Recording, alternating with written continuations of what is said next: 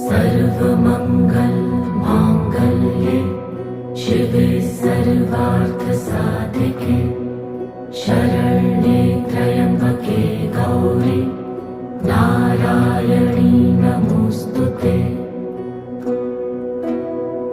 या देवी सर्वभूतेषु विष्णुमायेति शक्तिता नमस्तस्यै नमस्तस्यै नमस्तस्यै नमो नमः।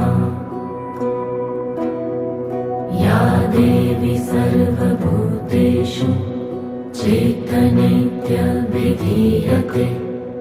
नमस्तस्यै